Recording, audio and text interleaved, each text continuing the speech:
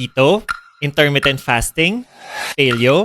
Ano nga ba ang pinaka-epektibong diet para ma-reach ang fitness goals mo? Pag-usapan natin yan in this video. My name is Dr. AJ and I'm a licensed medical doctor and a professional athlete. This is your go-to channel for science-backed, no BS health and fitness tips and advice. For today, pag-uusapan natin ang iba't ibang nauusong mga diet. First up on our list, the Keto Diet. Ang main principle ng keto, high fat, low carb. Sa keto, a person consumes primarily protein and fat and minimal to no carbs at all. This diet pushes your body into a state of ketosis. Sa ketosis, your body burns fat instead of carbs for energy. Pero ano ang sabi ng science sa effects ng keto? Several studies have shown that keto can lead to significant weight loss. It might even help with certain conditions like epilepsy. However, long-term effects are still under research. In fact, keto may not be suitable for everyone, especially those with certain medical conditions. Okay, may weight loss noted. Pero, may vitamin and nutrient deficiencies din na napansin. Mukhang mixed results ang impact ng keto diet. Up next, ang talagang pinag-uusapang intermittent fasting or IF. Ang IF is not about what food you eat, but when or the timing that food is consumed. May iba't ibang types of IF with different feeding windows.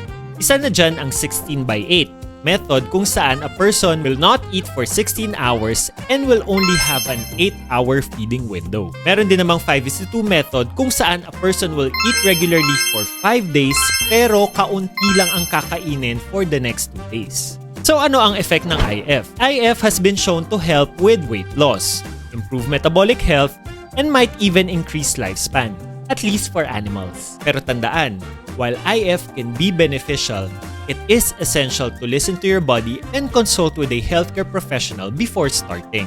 Ungkatin naman natin ang past with the Paleo Diet. Ang Paleo Diet is all about eating like our ancient ancestors or the cavemen. The diet mostly consists of lean meats, fish, fruits, veggies, nuts, and seeds. Studies do suggest some benefits like weight loss and improved glucose tolerance. However, note that the Paleo Diet does eliminate entire food groups like grains and dairy, at maaring hindi ito ang best approach for everyone. Feeling raw?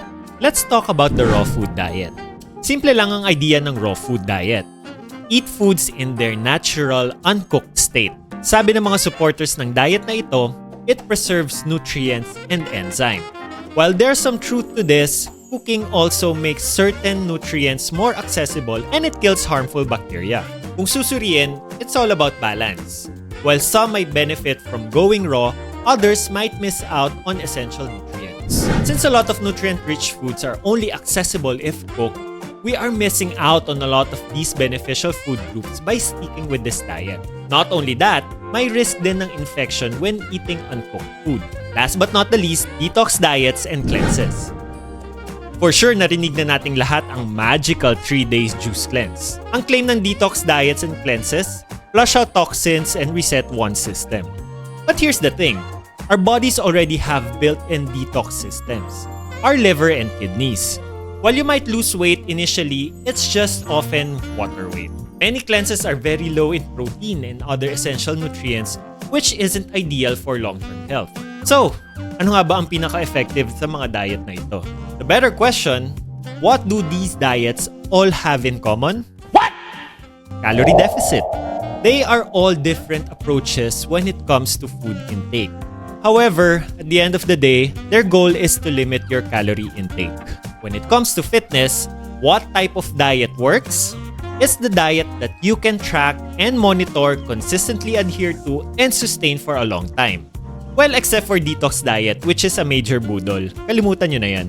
My personal take, I'm not a fan of any of them as their main premise is deprivation and there is a risk of deficiency of certain macro and macronutrients which are important for psychological, physiological function, lalo na ang detox diet. Always consult your attending physician before trying out any of these diets. Again, the best diet is the one you can sustain while getting the results while not harming your body in the process. Kaya, kayo, Ano ang thoughts nyo when it comes to these different fad diets? Na-achieve nyo ba ang fitness goals nyo long-term with these diets or nakasama lang sa katawan nyo? Share your stories below. I'd love to hear them. And if you enjoyed and learned a lot from this video, don't forget to hit the like and subscribe button and ring the bell for notifications so you won't miss out on future fitness and health videos. Follow me on my social media. And once again, stay fit, stay healthy, and see you on the next video.